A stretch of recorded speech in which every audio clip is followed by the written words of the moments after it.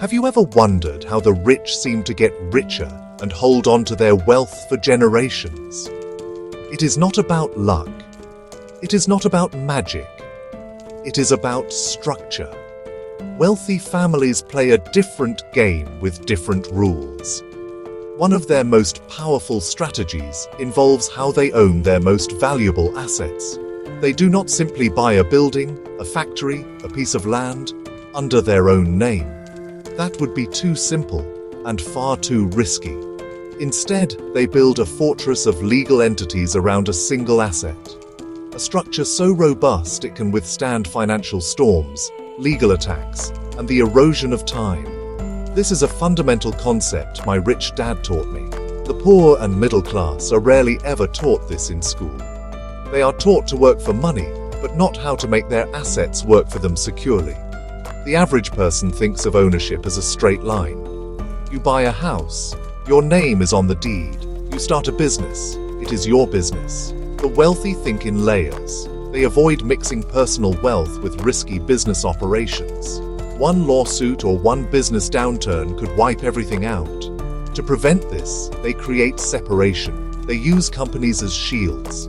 This isn't about hiding money, it's about strategic protection. It's about using the laws of money to your advantage. The core idea is simple. Instead of one direct owner, you create a chain of ownership. Imagine a precious jewel. You wouldn't leave it on a table. You'd put it in a locked box. Put the locked box in a safe. Place the safe in a secure, guarded room. Each layer adds protection. Rich families do the exact same with companies. Multiple companies create layers of protection. This isn't only for billionaires, it's a blueprint anyone can learn. It's the difference between building on sand and building on solid rock. We're going to pull back the curtain on this strategy. We'll break down how and why a three-company structure works for a single high-value asset. We'll use a clear example, a 100 crore property. The goal is to explain the thinking, simply and practically. Forget complex legal jargon. We'll focus on control, protection, efficiency. Understanding this is your first step toward thinking like the rich. Yeah, that's where we begin. So, why three companies? Why not 2 or 4? 3 is the magic number. Balance and efficiency, clean division of roles. Each company has a singular purpose, designed to isolate risk at every level. Meet the 3 key players.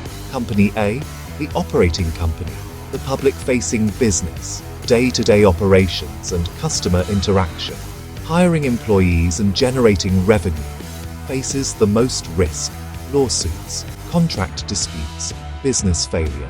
The soldier on the front lines. Company B, the asset holding company. Sole job, own the physical asset. It owns the building, it owns the land, it owns the expensive machinery. No business operations. Holds title and leases to Company A. Shields the asset from Company A's risks. Creditors cannot touch the asset, legally owned by Company B. The first and critical wall of protection.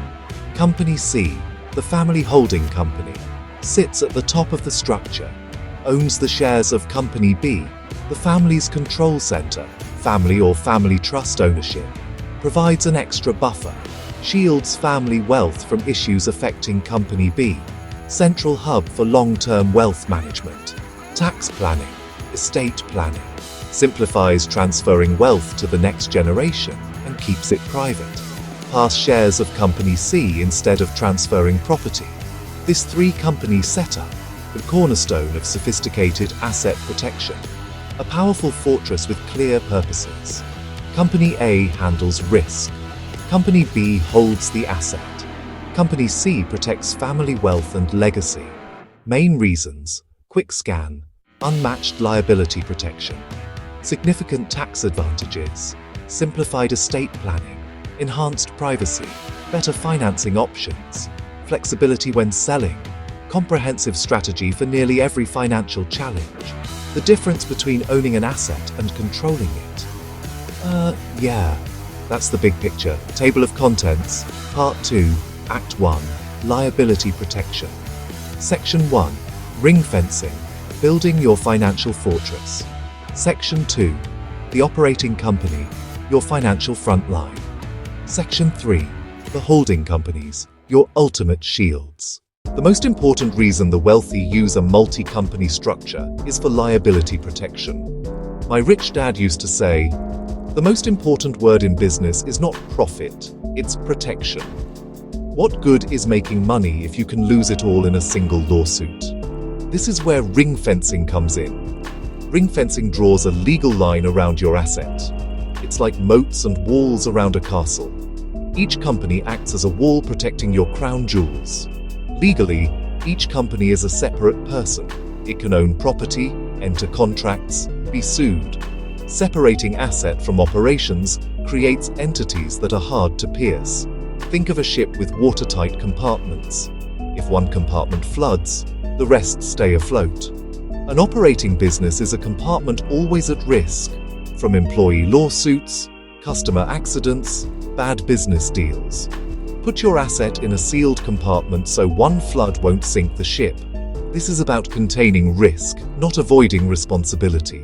Many are taught to put all their eggs in one basket. Owning business and property under one name is financial suicide. One slip and fall can bankrupt the business and take the property and home. The wealthy separate liabilities. Business risks stay with the business entity. The asset becomes insulated as long-term wealth. This separation is the first rule of building lasting wealth. That's why we start with liability protection. Without it, tax planning, estate planning, other strategies are meaningless. You're one bad day from losing everything. The three-company structure removes catastrophic risk. It builds legal barriers creditors can't easily breach. It's the difference between hoping and planning.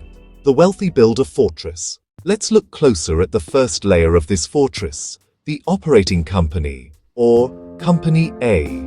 This is the workhorse. It is the company that interacts with the world. It hires the employees. It signs the contracts with suppliers. It sells products or services to customers. It runs all the day-to-day business activities. Because it is so active, it is also the company that is most exposed to risk. This is your financial front line, designed to face all the potential battles. It is the public face of the enterprise, and therefore, the most likely target for lawsuits. Think about it. Who gets sued? The business where an accident happens. The business that has a dispute with a vendor. The business that might fail to make a profit and have to lay off employees. All of these are risks of doing business. The key is that Company A is designed to be disposable, if necessary. It holds very few valuable assets. Its primary assets might be its operational cash, its inventory, its business agreements. It does not own the expensive building it operates in. It does not own the valuable land it sits on. Instead, it pays rent to the asset holding company, Company B, for the right to use that property. This is a legitimate business expense, just like paying for electricity or internet service. By structuring it this way, you ensure that if Company A is hit with a massive lawsuit or goes into bankruptcy, the plaintiffs or creditors can only go after the assets held within Company A itself. Let's imagine a practical scenario. Suppose Company A runs a hotel. One day, a guest has a serious accident in the lobby and decides to sue for a very large sum of money. The lawsuit is filed against Company A, the hotel operator. If the guest wins the lawsuit, they can claim the assets belonging to Company A. This might include the cash in the company's bank account or its furniture. However, they cannot touch the hotel building itself. Why? Because Company A does not own the building. Company B owns the building. The lawsuit against the operator has no legal standing against the owner of the property, which is a completely separate legal entity. The wall holds firm. This is the power of legal separation. Company A is deliberately structured to absorb the operational shocks of the business. It is the designated risk taker. My rich dad explained it as having a sacrificial company. It sounds dramatic, but the logic is sound. You put a company on the front line that you can afford to lose without losing the war. If the business fails or is successfully sued into oblivion, the family's core wealth, which is the asset held in Company B, remains completely untouched and secure. The family can then choose to set up a new operating company to lease the asset and start a new business, all while the original asset remains safely in their control. While Company A acts as the frontline soldier, Company B acts as the heavily armored shield, and Company C acts as the heavily armored shield protecting the real treasure. Let's start with the asset holding company, Company B. Its job is brilliantly simple. It does nothing but own the asset. It has no employees, it has no customers, it has no business operations. Its only activity is to legally hold the title to the property and to receive rent payments from Company A. Because it does not interact with the public or engage in risky activities, the chances of Company B being sued directly are almost zero. It is essentially a legal vault, a quiet, passive entity whose sole purpose is to be a secure owner. This isolates the asset from operational risk, but what if something happens to the asset itself? For instance, an environmental issue with the land, or a structural problem with the building that leads to a lawsuit. This is a risk to Company B. While rare, it is possible. This is why the third layer, the family holding company, Company C, is so critical. Company C owns the shares of Company B. It does not own the physical asset directly. This creates another powerful buffer. Worst case, Company B faces catastrophic liability exceeding the asset's value. That liability would stop at Company B. It would not flow up to the family's other wealth. This second layer separates amateur asset protection from professional wealth preservation. Company C sits at the top, silently controlling everything without being exposed. It is the command center, far removed from the battlefield. The family's wealth, other investments, personal assets are held completely separate from this structure. Therefore, even if Company A, the operator, fails and Company B, the asset owner, were to fail, the ultimate owners, the family through Company C, are shielded. So, in summary, the liability protection works on two levels. First, Company B protects the asset from the business risks of Company A. If the business fails, the asset is safe. Second, Company C protects the family's overall wealth from any direct risks associated with the asset itself. If the asset has a major problem, the family's other holdings are safe. This compartmentalization is not accidental. It is a deliberate, intelligent design created for one purpose: to ensure that wealth, once created, can be preserved for generations. It is the ultimate defensive strategy in the game of money. Beyond protection, the three-company structure is a masterclass in tax efficiency. The wealthy don't evade taxes, they legally minimize them by understanding and using the tax code as it is written. This structure allows them to do just that. It starts by separating different types of income. Company A, the operating business, generates active business income.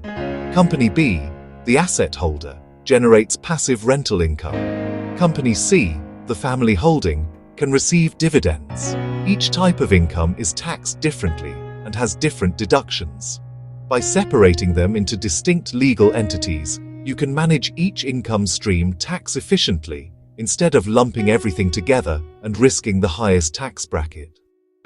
This is not a loophole, it's intelligent financial architecture. One of the most powerful tools is legitimate deductible payments between companies. Company A needs a place to operate. So Company A pays rent to Company B, the asset owner. That rent is a valid expense for Company A and reduces its taxable profits. Lower profits, also lower taxes. Company B receives the rent as income. Company B can claim deductions such as depreciation on the building, maintenance costs, interest on acquisition loans. These deductions can largely offset rental income, leaving minimal taxable profit at Company B. Then profits move up the chain. After deductions, Company B can pass net profits to Company C, the family holding. Often this transfer is in the form of dividends. In many jurisdictions, intercorporate dividends are tax-free or taxed at a lower rate than personal income. That lets wealth accumulate inside the family, holding tax efficiently. The family chooses when and how to pay themselves, controlling personal tax timing. Contrast: an employee gets a salary, taxes are taken out immediately, and they live on what's left. They have almost no control. A small business owner with one company may be taxed on all income as a lump sum. The wealthy use a layered structure for maximum control and flexibility. It's proactive tax management, not reactive. Playing chess, not checkers, with the tax authorities. One of the biggest challenges for any wealthy family is how to pass their assets to the next generation without losing a huge chunk to inheritance taxes and without causing family disputes. The three-company structure provides an elegant solution to this complex problem. When an asset like a large building is owned directly by an individual, transferring it upon their death can be a nightmare. It often involves a lengthy and public probate process, high legal fees, and potentially crippling estate or inheritance taxes. With the three-company structure, the family does not own the physical asset directly. Instead, they own shares in Company C, the family holding company. This changes the entire dynamic of estate planning. Transferring wealth becomes as simple as transferring shares of stock, not a physical piece of real estate. These shares can be gifted to children, gifted to trusts, gradually over many years, using annual gift tax exemptions to minimize or even eliminate the final inheritance tax bill. This structure also allows parents to solve a classic dilemma: how to give ownership to their children without giving up control. The family can issue different classes of shares in Company C. For example, the parents can retain the voting shares, which give them complete control over all decisions, and gift non-voting shares to their children. This allows the children to benefit from the economic growth and income of the asset, but they cannot force a sale, cannot change the business strategy, or mismanage the wealth. Control is passed on only when the parents decide the next generation is ready, ensuring the family's legacy is preserved according to the founder's vision. Ultimately, this is about creating a perpetual financial vehicle. The asset, held securely in Company B, can remain within the family for decades or even centuries, while the ownership of the overarching structure, Company C, is fluidly passed from one generation to the next. The operational business in Company A can change, the tenants can come and go, and the individual family members will change, but the core asset and the wealth it generates are preserved. This is how dynasties are built. It is not by leaving a building to your kids in a will. It is by leaving them a well-designed, self-perpetuating system that protects and grows wealth through time. Section 3. The Cloak of Anonymity. Why privacy is power. Privacy is a valuable asset. For the wealthy, it is a necessity. Being known as the owner of a high-value property brings unwanted attention. It can make you a target for lawsuits. It can put you at a disadvantage in negotiations. People assume you have deep pockets. They charge you higher prices. The three-company structure is a cloak of anonymity. It separates the family's name from the asset. Public records look up for a 100 crore rupee building. The family's name won't appear. Only Company B appears. This privacy is a deliberate defensive strategy. Plaintiffs start by searching public asset records. They find a property owned by a generic company. It becomes much harder to link the asset to a wealthy individual. The trail goes cold. Plaintiff's attorney must spend significant time and money on legal discovery. They try to pierce the corporate veil to find who owns Company B. That extra effort often deters lawsuits. This is not about hiding from the law. Tax authorities can see through these structures. It's about shielding yourself from the court of public opinion and from people who'd use your wealth against you. Privacy lowers your profile and reduces your risk. Operate anonymously. You can negotiate better deals. You can avoid unsolicited requests for money. You can protect your family from threats. The wealthy use corporate structures to build a wall of privacy around their lives. Section 1. Borrowing like the rich. The financing advantage. When the average person wants a loan, the loan is tied directly to them as an individual. The wealthy play a different game.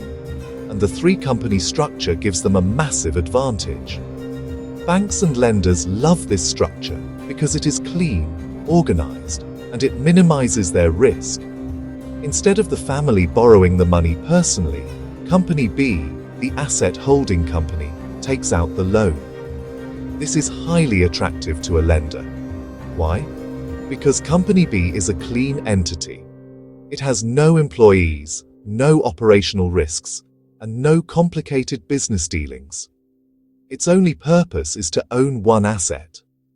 The bank can easily underwrite the loan against this single, stable asset without worrying about a failing business, Company A, dragging it down. This separation often results in much better loan terms, lower interest rates, higher loan amounts, and more flexible repayment schedules. This structure also protects the operating business and the family. More importantly, the loan is typically non-recourse to the family. This means if Company B were to default, the bank's only recourse is to seize the asset held by Company B. They cannot go after the family's other wealth. The risk is contained entirely within the asset holding entity. It is a classic case of heads I win, tails the bank loses the asset. Section 2. The smart exit. Selling a company, not an asset. For most people, selling a property is a clumsy and expensive process. The wealthy, however, have a much smarter and more flexible exit strategy. Instead of selling the physical asset, they can sell the company that owns the asset. The building never changes hands. It is still owned by Company B. Only the owner of Company B changes. This simple shift has enormous financial benefits. In many countries, tax on selling shares can be much lower than on a physical asset. You can often avoid or reduce stamp duties and transfer costs. This strategy also offers incredible speed and simplicity. Selling the shares can be as simple as signing a stock purchase agreement. The transfer can happen quickly and privately. The family has options. They can sell Company A, they can sell Company B, or they can keep everything and continue to collect rent. Having multiple exit strategies gives you power and control. My rich dad always said, "Your profit is made when you buy, but it is protected by how you sell." This structure ensures that when it's time to cash in, you do so in the most profitable and intelligent way possible. Section 3. The ultimate legal shield. Insulating from lawsuits. The three-company structure is designed to be the path of most resistance. It creates a legal maze, expensive and difficult to navigate. Let's walk through the Rs 100 crore building example in detail. Company A, luxury retail, pays rent to Company B. Company B owns the building. Company C, family holding company, owns all shares of Company B. A high-end customer sues for 10 crore. Lawsuit targets Company A. Company A has limited assets. They cannot touch the Rs 100 crore building. To win, they'd have to pierce the corporate veil. That's extremely difficult and costly to prove. The fight stays contained in the high-risk, low-asset operating company. This legal insulation is the ultimate peace of mind. A problem in one area won't topple the empire. Recap of the 7 pillars. Together, these pillars create a comprehensive system. My rich dad always said your greatest asset is not your money, but your financial knowledge. This structure is knowledge in action. Section 2. It's not magic, it's financial education. The core logic behind this entire strategy can be summarized in one word: separation. Separation creates safety. A fire in the kitchen does not have to burn down the entire house if you have fire doors in between. Please remember, this essay is for educational purposes only. It is not legal or tax advice. To implement a strategy like this, you must consult with qualified professionals. The smart investor builds a team of experts to help them succeed. In the end, the reason wealthy families choose this three-company approach is for one overarching reason: control. It gives them control over risk, control over taxes, control over their legacy, and control over their privacy. This is the fundamental difference in thinking that separates those who work for money from those whose assets work for them, securely and for generations to come.